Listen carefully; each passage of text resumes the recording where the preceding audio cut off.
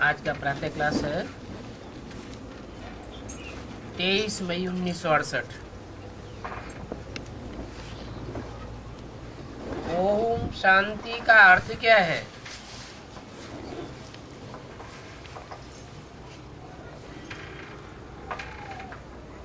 अपने स्वधर्म में बैठो या अपन को आत्मा समझ कर बैठो। आत्मा समझ करके बैठेंगे तो आत्मा का धाम शांति धाम भी याद आवेगा।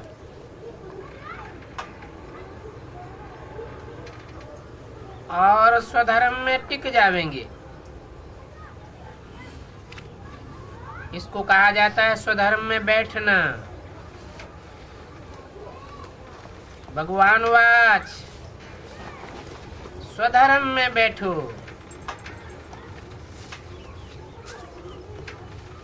पर धर्म क्या है?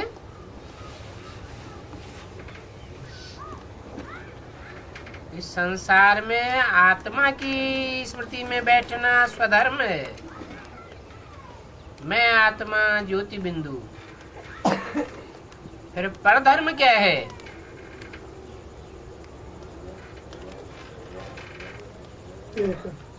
आत्मा के अलावा इस दुनिया की कोई भी चीज याद आती है। पृथ्वी, जल, वायु, अग्नि, आकाश, इनसे बने हुए कोई भी पदार्थ, ग्रह, उपग्रह,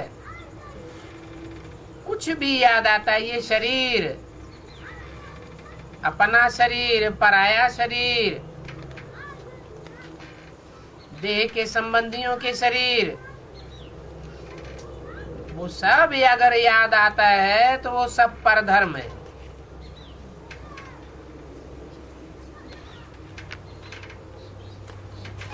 उस परधर्म में टिकेंगे तो भयभीत अवस्था में चले जाएंगे।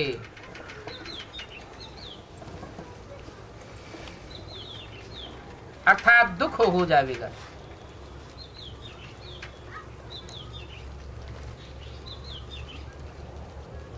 तो तुम बच्चों का स्वधर्म है शांत। तुम्हारा निवास स्थान है शांति धाम।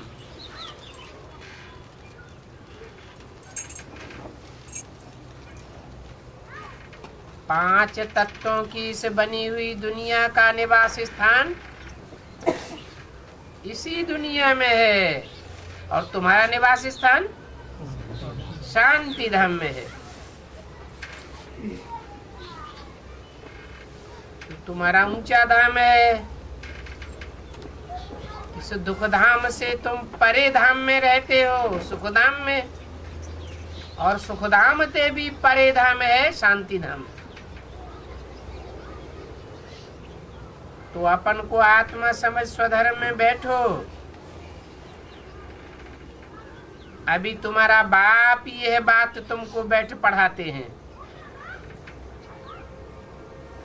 फिर कोई ये बात तुम्हें पढ़ाने वाला होगा नहीं। बेहद का बाप बेहद की पढ़ाई पढ़ाते हैं, क्योंकि वो बेहद का सुख देने वाला है। देह का सुख देने वाला लौकिक बाप, ये तो विदेही बाप है। लौकिक बाप से तो एक जन्म का सुख मिलता है। ये पारलौकिक बाप से तो जन्म जन्मांतर का सुख मिलता है। 21 जन्म का प्योर सुख मिलता है। और 21 जन्म के आधार पर 63 जन्मों का भी सुख मिलता है। तो बेहद का सुख देने वाला है ना। और पढ़ाई पढ़ाते हैं रूहानी। रूहानी पढ़ाई से ही सुख होता है। अभी बाप कहते हैं अपन को आत्मा समझ बैठो, बेहद का बाप आया हुआ है। वो हद के बाप होते हैं, 2, 4, 5, 8, 150 बच्चों के बाप। क्राइस्ट को कहेंगे 150, 200 करोड़ का बाप।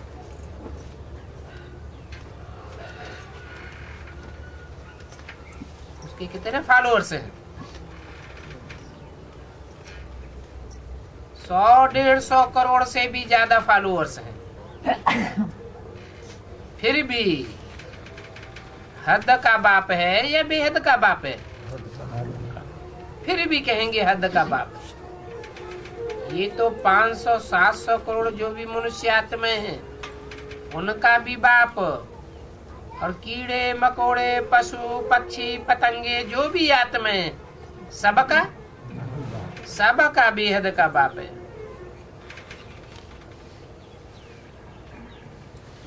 परंतु तुमको हीरे जैसा बनाते हैं, सबको नहीं बनाते। तुम बाप की पढ़ाई सन्मुख बैठ पढ़ पढ़ते हो तो तुमको हीरे जैसा बनाते हैं। और हीरे जैसे तो देवी देवताएं ही होते हैं। कौन सी देवी देवताएं?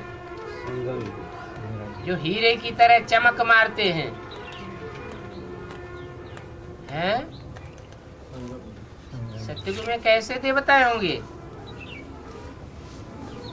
सत्युग है ही सोने की दुनिया, सोने समान।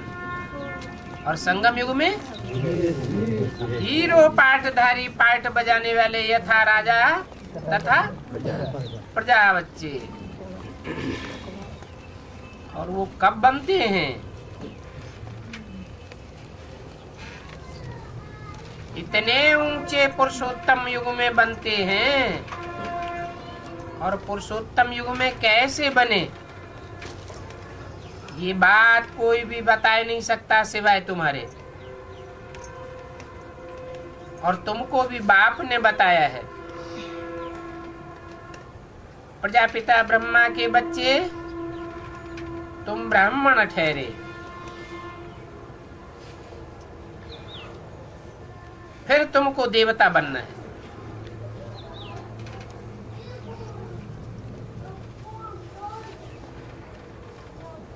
ब्राह्मणों की चोटी होती है,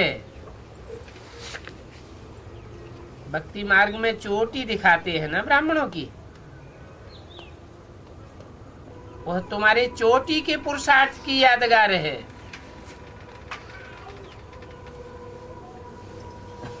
तुमने जो चोटी का पुरुषार्थ किया है, इतनी ऊंचाई का पुरुषार्थ किया, जैसे पहाड़ की चोटी होती है ना,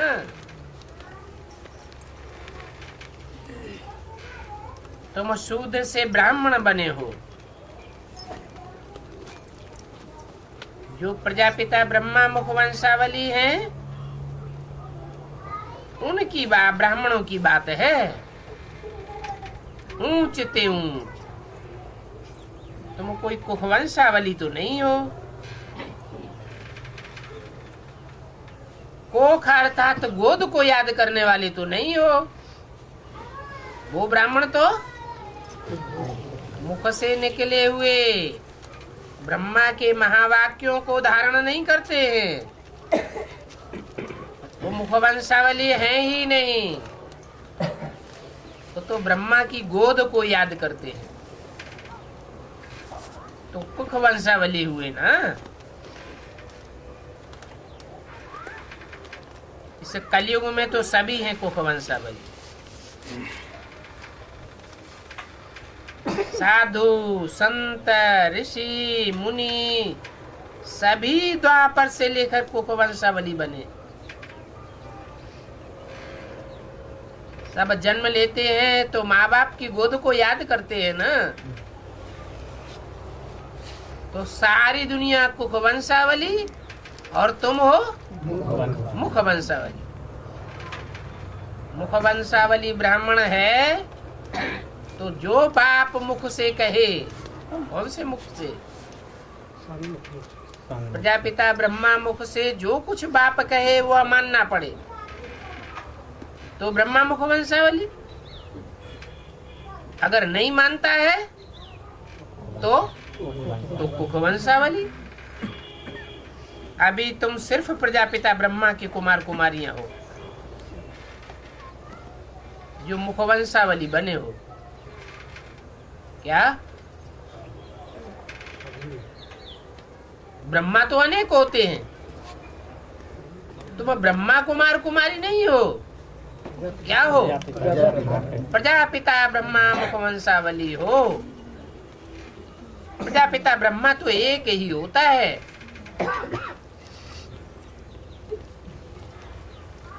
वो ब्राह्मण तो हैं शूद्र संप्रदाय के।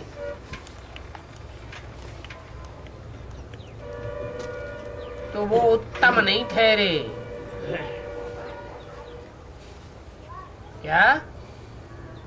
तुम उत्तम थे, उत्तम पुरुषोत्तम कुल में पुरुषार्थ करने वाले ऊंचे ते ऊंचे ब्राह्मण हो, और ये तुम्हारा सर्वोत्तम कुल है।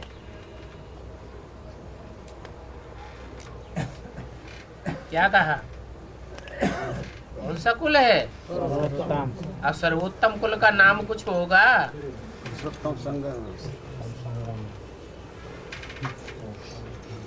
देवताओं से भी उत्तम कुल है। देवताएं तो उतरती कला में जावेंगे और तुम लगातार चढ़ती कला में जा रहे हो।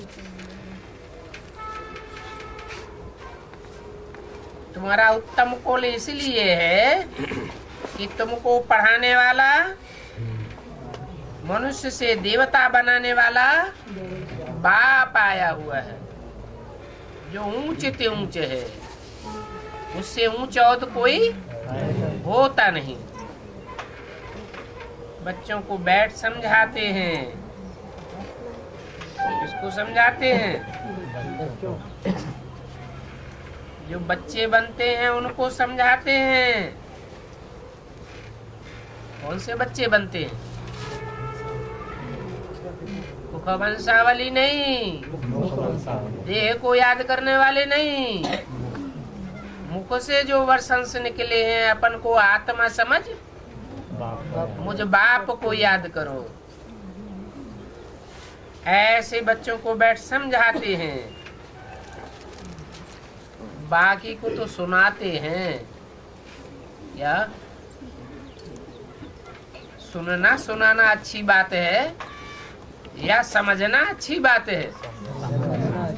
सुनने समझने सुनने और सुनाने से भी ज्यादा अच्छी बात है कोई की बुद्धि में अच्छी तरह बैठा देना और खुद अपनी बुद्धि में अच्छी बात अच्छी तरह समझ लेना। वो भक्ति मार्ग वाले तो यूं ही सुनते रहते हैं और सुनाते रहते हैं, उनकी बुद्धि में तो कुछ बैठता नहीं। और वो भक्ति मार्ग वाले तो यहाँ आते भी नहीं है। वो ब्राह्मण आते हैं क्या? नहीं। भक्ति मार्ग वाले ब्राह्मण जो सुनने सुनाने का काम कर रहे हैं, मुरली सुन लेते हैं, मुरली सुनाए लेते हैं। जैसे भक्ति मार्ग के दुनियावी ब्राह्मण होते हैं, वो भी शास्त्र पढ़ लेते हैं, सुन लेते हैं, दूसरों को सुनाए देते हैं, परंतु उनका कोई अर्थ क्या है वो नहीं बुद्धि में बैठता।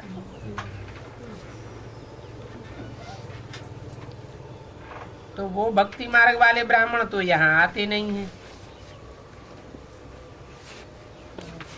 यहाँ आते ही हैं ज्ञान मार्ग वाले ब्राह्मण।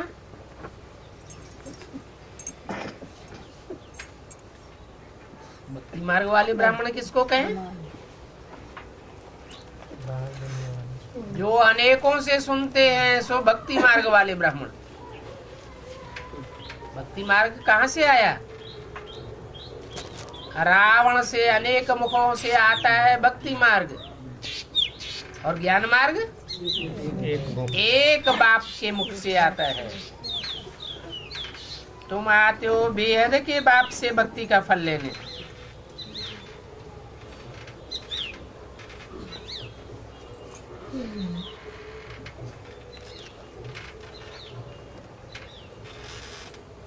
अभी भक्ति का फल कौन लेंगे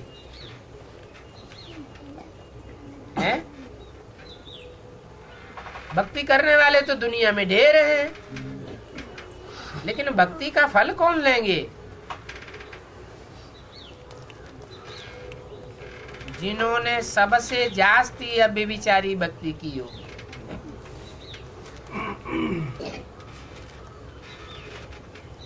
जास्ती भक्ति की होगी तो जास्ती ज्ञान लेंगे। कम भक्ति की होगी तो कम ज्ञान लेंगे। तमो प्रधान भक्ति की होगी ढेरों देवताओं की, व्यभिचारी भक्ति, तो व्यभिचारी ज्ञान लेंगे। बाप की भी बात सुनेंगे सत्य वचन महाराज, औरों को भी सुनेंगे, उनको भी कहेंगे सत्य वचन महाराज, तो उनका ज्ञान व्यभिचारी हो जाता है।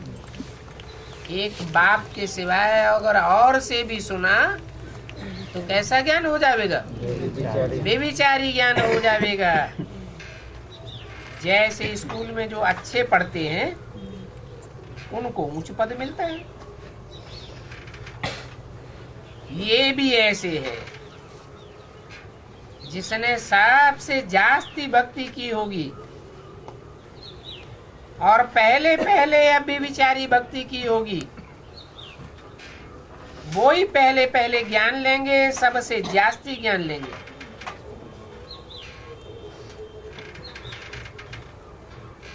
तो बताओ सबसे पहले भक्ति किसने की होगी और आप भी विचारी भक्ति किसने की होगी?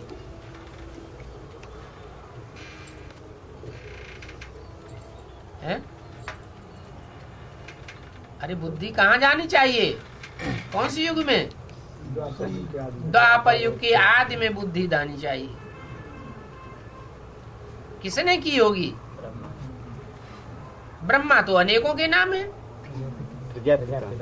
जरूर। प्रजापिता ब्रह्मा ने एक की भक्ति की होगी।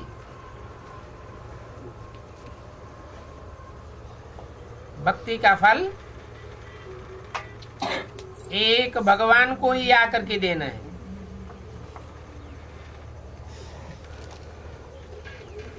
भगवान के सिवाय और कोई भक्ति का फल देता भी नहीं है।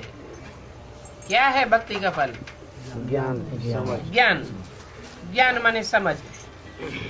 तो ये अच्छी रीति समझने की बातें हैं। अभी तुम पत्थर बुद्धि से पारस बुद्धि बनते हो। क्या पत्थर और पारस में क्या अंतर है?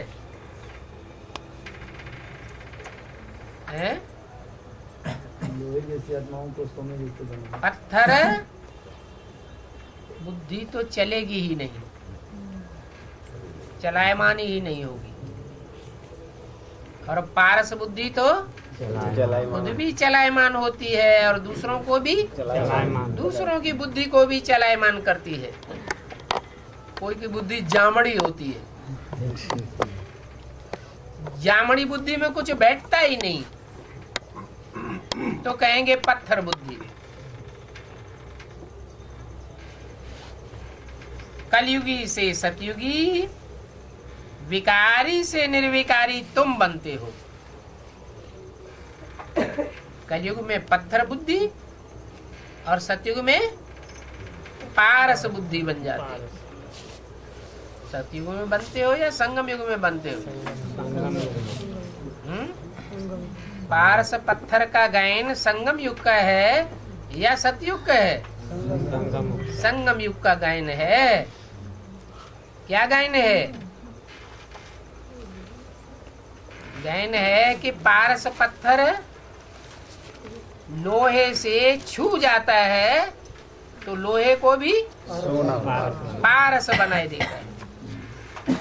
अब ऐसा कोई पत्थर होता नहीं है तो भगवान और भगवान के बच्चों का गायन है कि जब संपन्न स्टेज को प्राप्त होते हैं तो जो उनके नजदीक आता है, जो उनको टच करता है, उपासना करता है, उन्हीं की सदगति हो जाती है। बुद्धि विकारी से निर्विकारी बन जाती है। यह है संग का रंग। तुम आए ही हो ऐसा बनने के लिए। ये लक्ष्मी नारायण भगवान भगवती है तो जरूर इनको भगवान ही पढ़ावेंगे। क्या कहा? डॉक्टर को कौन पढ़ावेगा? डॉक्टर ही पढ़ावेगा। इंजीनियर को इंजीनियर ही पढ़ावेगा। और सतयुग के लक्ष्मी नारायण को कौन पढ़ावेगा?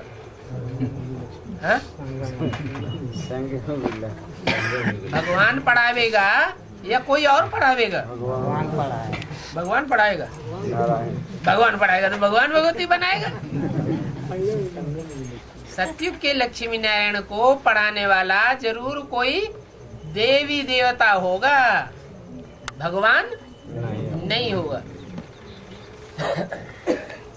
संगम युगी लक्ष्मी नारायण को पढ़ाने वाला भगवान होगा, क्योंकि भगवान भगवती का टाइटल कौन से युग में मिलता है? संगम युग में मिलता है। तो भगवान भगवती बनते हैं तो जरूर उनको भगवान पढ़ावेंगे। जो देवी देवता बनते हैं उनको जरूर देवी देवता पढ़ाने वाले होंगे। ये तो नियम है ना। इंजीनियर को डॉक्टर बैठ पढ़ावेगा क्या? नहीं, भगवान वाच। परंतु भगवान किसको कहा जाता है ये कोई को पता ही नहीं है। कि भगवान तो एक होता है। भगवान कोई सैकड़ों हजारों नहीं होते हैं।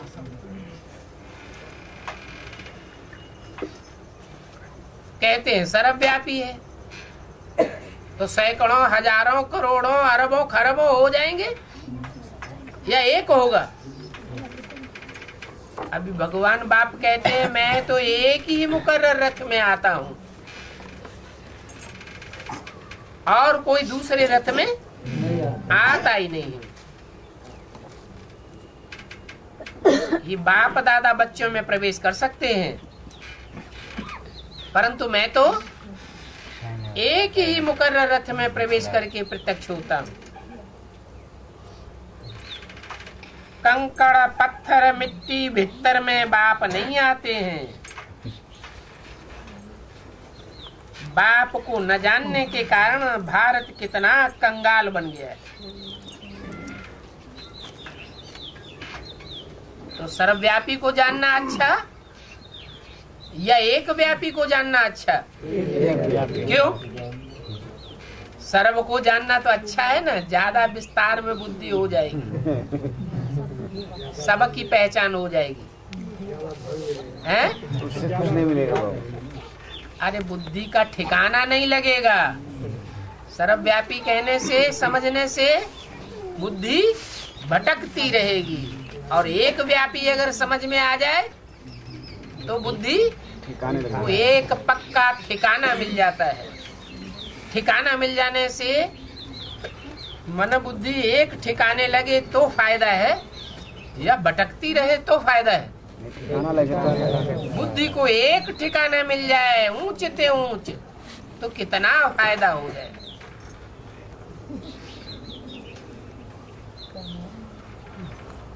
अभी बच्चे जानते हैं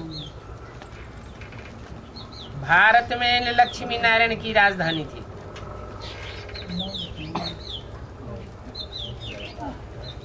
क्या इसकी राजधानी थी? सिर्फ लक्ष्मी नारायण की ही राजधानी थी। हा?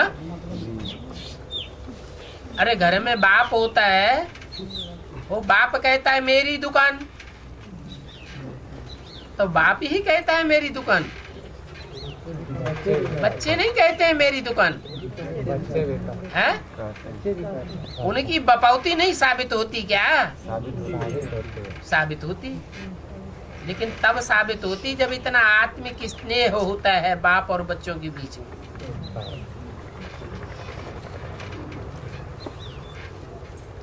आज की गवर्नमेंट में कहें यथा राजा तथा प्रजा? नहीं बाबा, है? नहीं। क्यों नहीं कहें? हैं?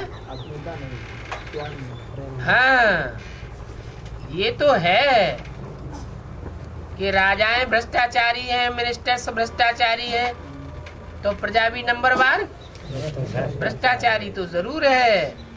लेकिन यथा राजा जितने मिनिस्टर सुखी हैं उतने प्रजा के लोग सुखी हैं, ये बात नहीं कही जा सकती।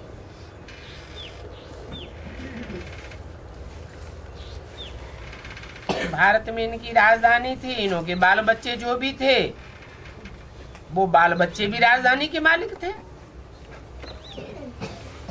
तो उस समय का गायन है पक्का पक्का, यथा राजा रानी तथा प्रजा। तुम यहाँ आए ही हो इस राजधानी के मालिक बनने के लिए।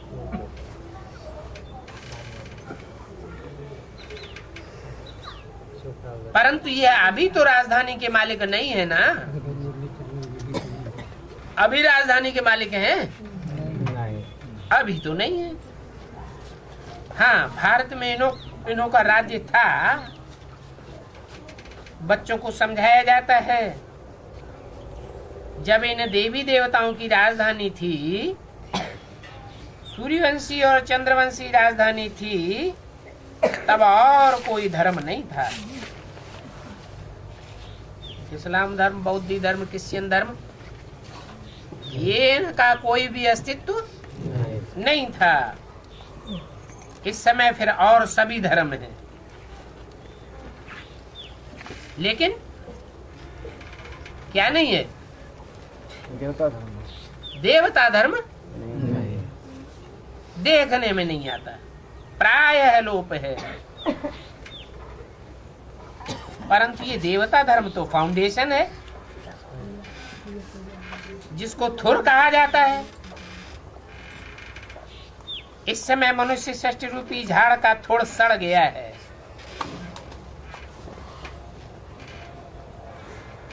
बाकी सभी धर्म वाले खड़े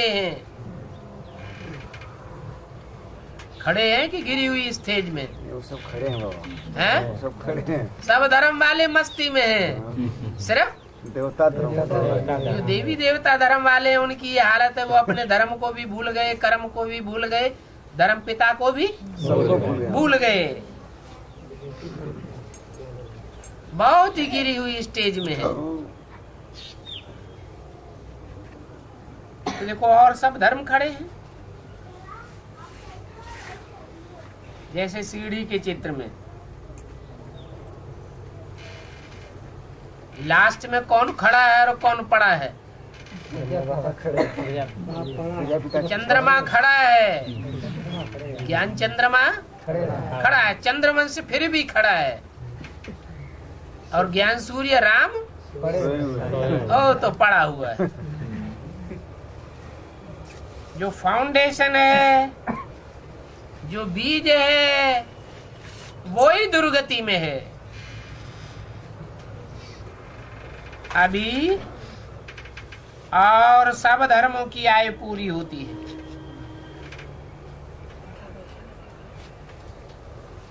ये झाड़ वैरायटी झाड़ है। वैरायटी माने सब धर्मों का झाड़ है, सृष्टि रूपी झाड़ है। भिन्न भिन्न नाम है, भिन्न भिन्न उन धर्म वालों के रूप हैं, और उन धर्म के रहने वालों का जो स्थान है, जो खंड है, वो देश भी भिन्न भिन्न है, और उनका काल भी, उनके प्रत्यक्ष होने का काल भी एक नहीं है। प्रत्यक्ष होने का काल भी भिन्न भिन्न है। संसार में बढ़ोतरी होने का काल भी भिन्न भिन्न है, और फिर नीचे गिरने का टाइम भी उनका भिन्न भिन्न है। तो देखो अनेक अनेक हैं। कितना बड़ा झाड़ है। बाप समझाते हैं कल्प कल्प ये झाड़ जर्जरीभूत तमो प्रधान हो जाता है। क्या कहा? ये बात और कोई नहीं समझाता। क्या बात है?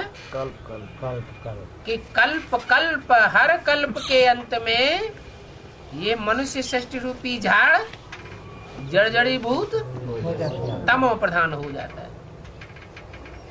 बाप ही फिर शूटिंग का राज भी समझाते हैं कि शूटिंग पीरियड में भी जब तामसी शूटिंग होती है तो ये मनुष्य सृष्टि रूपी झाड़ जर्जरीभूत तमो प्रधान हो जाता है। कितना कहाँ तक?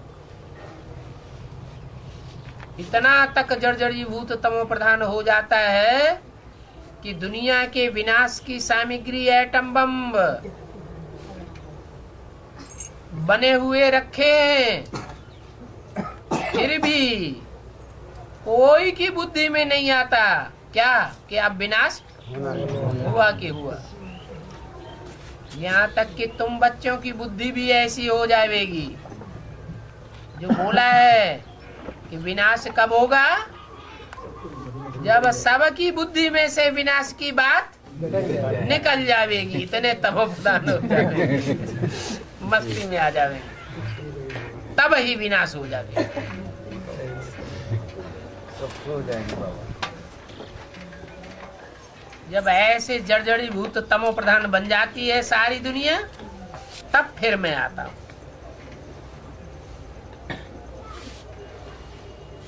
तुम मुझे पुकारते हो, बाबा आओ, हम पतितों को आकर के पावन बनाओ, इसलिए पुकारते हो हैं? ज्ञान सुनाने के लिए बुलाते हो क्या? नहीं, ज्ञान सुनाने के लिए नहीं बुलाते हो। पतित से पावन बनने के लिए बुलाते हो। और ऐसे भी नहीं कि आकर के ज्ञान सुनाऊं और चला जाऊं, फिर तुम अपने आप पतित से पावन बनते रहो। नहीं, ज्ञान भी सुनाता हूं और फिर साथ साथ पावन भी बनाता हूं। कहते हैं हे पतित पावन। जब पतित पावन कहते हो तो कौन याद आता है? निराकार याद आता है या साकार याद आता है? निराकार तो नहीं आता। अच्छा, तो ब्रह्मा कुमारियाँ ठीक है। तो हिंदी कोई याद करती है। इब्राहिम, बुद्ध, क्राइस्ट, गुरु नानक भी ठीक है, वो भी तो निराकार को ही भगवान मानते हैं। फिर साकार को साकार निराकार नहीं। अरे साकार जो रामकृष्ण है वो भी तो 63 जन्म में चौकड़ी मार जाते हैं गड्ढे में। वो क्या हमारा उद्धार करेंगे हैं? तो उद्धार कौन करता है? निराकार। कौन सी आत्मा उद्धार करती है? जो सदैव निराकारी स्टेज वाली है या जो साकार में रहने वाला है वो उद्धार करता है? आत्मा कौन है? प्रजापिता तो साकार होता है। प्रजापिता तो ऐसे ही पतित को कहा जाता है। जो खुद ही पतित है वो दूसरों को क्या पावन बनावेगा? हाँ, प्रजापिता में वो निराकार ज्योति बिंदु शिव प्रवेश करता है और प्रवेश करके ऐसा पुरुषार्थ कराता है कि वो पतितम कामी कांटा प्रजापिता भी क्या बन जाता है? निराकारी स्टेज वाला बन जाता है। जब निराकारी स्टेज वाला बने तब दूसरी आत्माओं को भी निराकारी, निर्विकारी, निरहंकारी बना। तो देखो, पतित पावन जब कहेंगे तो साकारी कब याद नहीं आवेगा? क्या कहा? साकार देहवानी की स्टेज में होगा तो क्या करेगा? नीचे गिरावेगा या ऊपर उठावेगा? नीचे गिरा, नीचे गिरा देगा। है? देहवान में होगा तो क्या करेगा? नीचे गिरावेगा। आत्माभिमानी होगा तो ऊपर ऊंचा उठावेगा। तो साकारी तो पतित पावन के रूप में कब याद नहीं आवेगा? पतित पावन सदगति दाता एक ही निराकार बाप है। जब निराकार कहते हैं तो बिंदु याद आता है या बिंदु रूप स्टेज वाला याद आता है? बिंदु रूप स्टेज वाला। बिंदु रूप स्टेज वाला याद आना चाहिए। जब सतयुग था तो तुम्हारी सदगति थी। क्या संगम युग में सदगति नहीं होती है? हाँ? बोलो। संगम युग पे ही सदगति होती है। सदगति और सदगुरु शरीर के साथ होता है या बिना शरीर के भी सदगुरु होता है? सदगुरु शरीर के साथ होता है और सदगति भी शरीर के साथ होती है। तो संगम युग 100 साल का, 2036 तक संगम युग रहेगा। और जब तक संगम युग रहेगा तब तक ये 500-700 करोड़ की दुनिया भी रहेगी। पतित दुनिया रहेगी। और पतित दुनिया जब तक रहेगी तो बाप का कहना है पतित दुनिया में सब पतित और पावन दुनिया में सब पावन होते हैं। तो सन 36 तक सदगति होगी किसी की कि नहीं? है? होगी। किसकी होगी? 8 की नहीं, किसी की सदगति कहा जाता है शरीर के साथ। 8 की तो होगी ना बाबा। 8 भी शरीर उनका पावन बन जाएगा। आत्मा पावरफुल होती जाएगी और शरीर सड़ते जाएंगे। ये प्रकृति के 5 तत्व विकराल रूप धारण करेंगे या विनाश होने से पहले शांत हो जाएंगे? विकराल रूप धारण करेंगे। तो शरीर ही जब पतित तमो प्रधान है तो सदगति कैसे कहें? सदगति कब कहें? जब आत्मा रूपी नैया और शरीर रूपी खेवैया शरीर को भी पार लगाए और आत्मा को भी पार लगाए। तो 2036 वो ऐसा टाइम होगा जब एक्यूरेट सदगति भी होगी और एक्यूरेट दुर्गति भी होगी दुनिया की। ये दुर्गति और सदगति का क्या होगा? संगम होगा। 1 सेकंड में सारी दुनिया पतित से पावन बन जाएगी। अभी तो एक पावन है ना बाबा? एक पावन है माने तन पावन है। बीमारी धीमारी तो नहीं लगती है, हैं? लगती है। तब जब बीमारी लगती है तो तन को पावन कैसे कहेंगे? देवताओं का तन पावन होता है या विकारी बीमारी होती है? पावन होता है। तो 36 तक साइड में रहेगी क्या बाबा? हैं? 36 तक साइड में रहेगी क्या? क्या होगा? 36 तक साइड में रहेगी क्या? स्थायी दुनिया? सारी दुनिया रहेगी क्या? अच्छा, सारी दुनिया खत्म हो जाएगी? अरे जब तक एटम बमों का विस्फोट आखिरी 7 दिन नहीं होगा तब तक दुनिया रहेगी या नहीं रहेगी? हैं? रहेगी। जब आखिरी विस्फोट होंगे तब सारी दुनिया खलास हो जाएगी। तो ये तमो प्रधान शरीर भी खलास हो जाएंगे।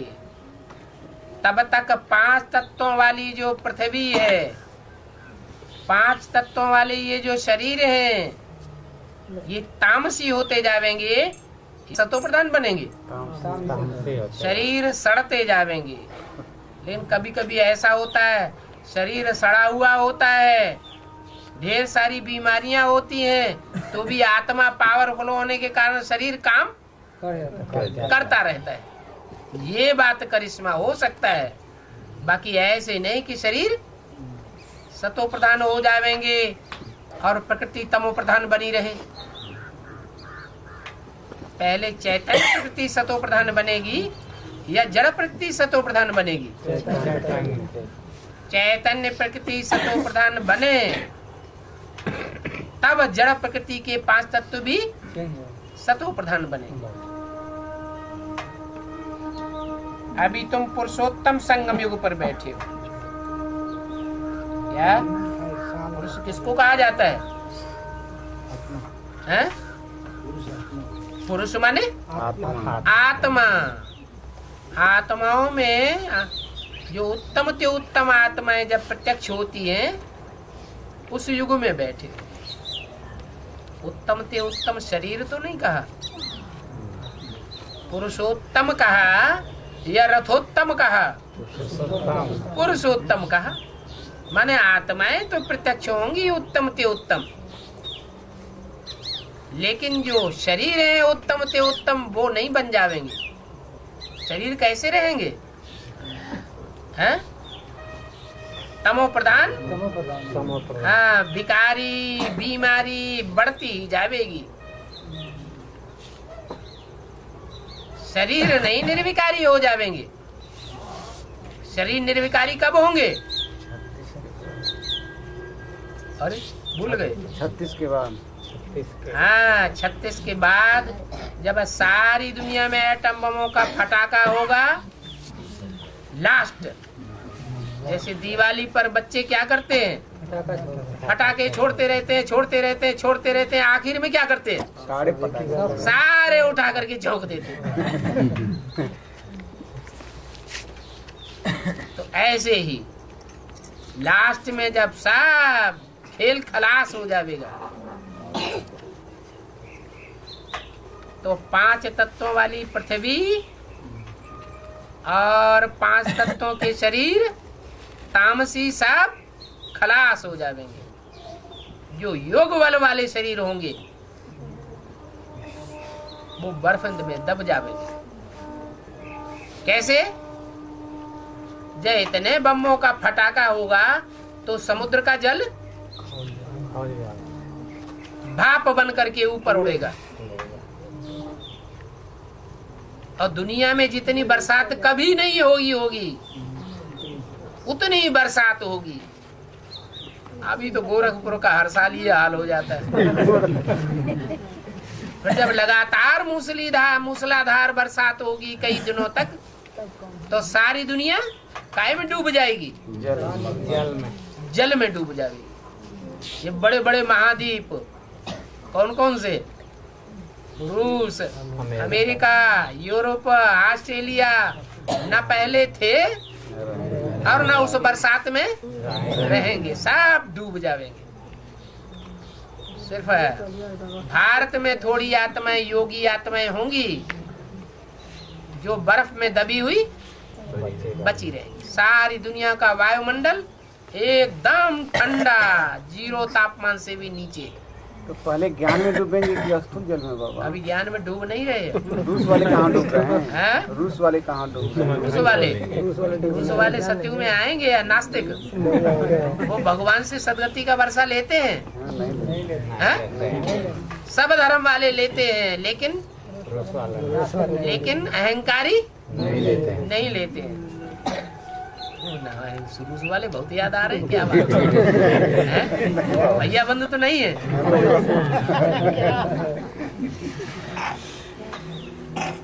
तो देखो, तुम हो पुरुषोत्तम संगम युग पर, बाकी सभी कलयुग में बैठे। तुम हो पुरुषोत्तम संगम युग पर बैठे वाले ब्राह्मण, उत्तम ते उत्तम। तुमको ऊंच ते ऊंच ब्राह्मण गाया जाता है, चोटी के ब्राह्मण।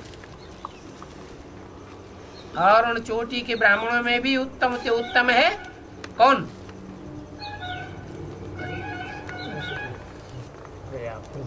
अरे ब्राह्मण से क्या बनते हैं? देवता बनते हैं। बड़े में बड़ा देवता कौन? महादेव। हाँ, तो वही सबसे बड़ा ब्राह्मण भी बनता है। उसी में भगवान भी प्रवेश करता प्रत्यक्ष होते हैं।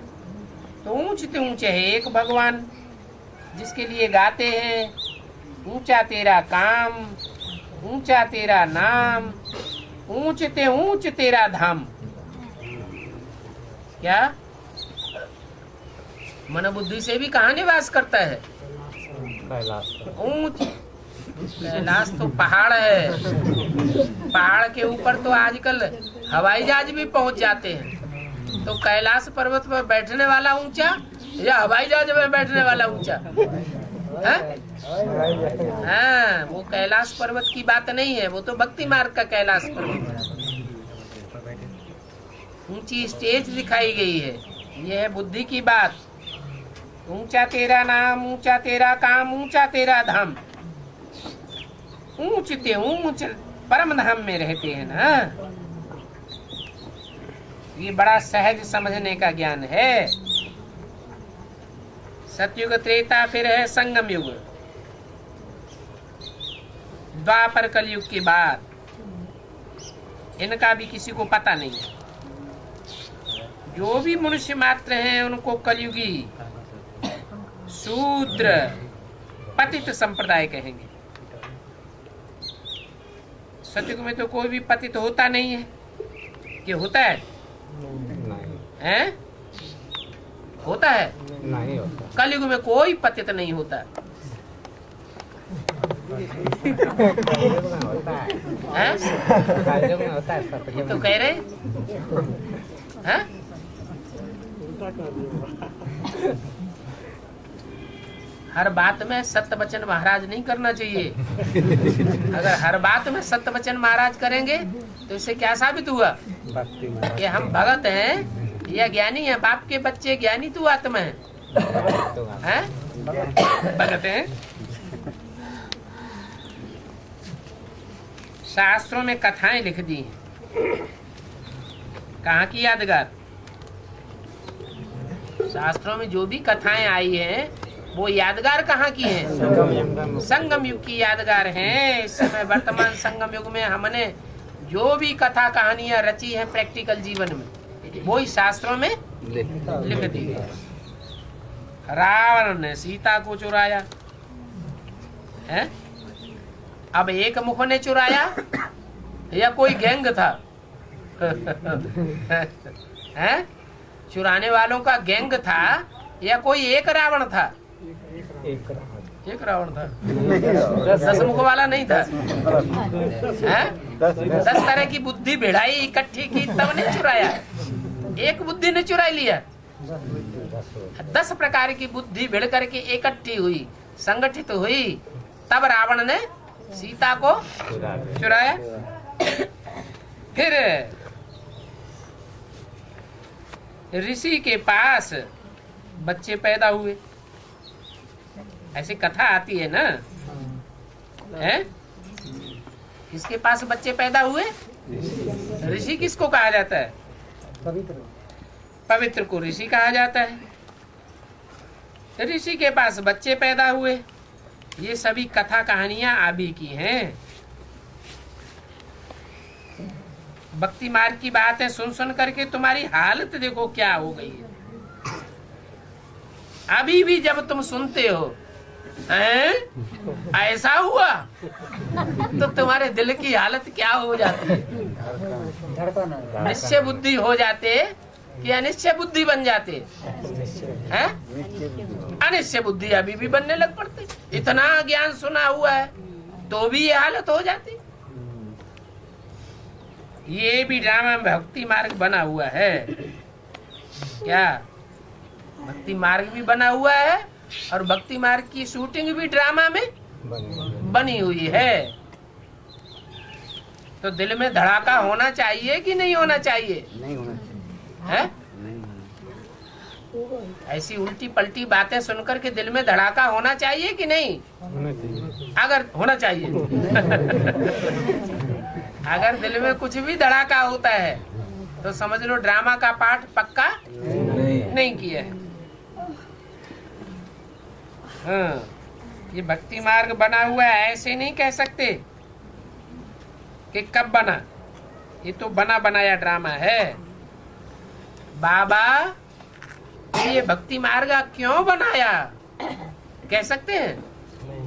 बाबा ने थोड़ा ही बनाया, ये तो ऑटोमेटिक बना बनाया है। ओम शांति।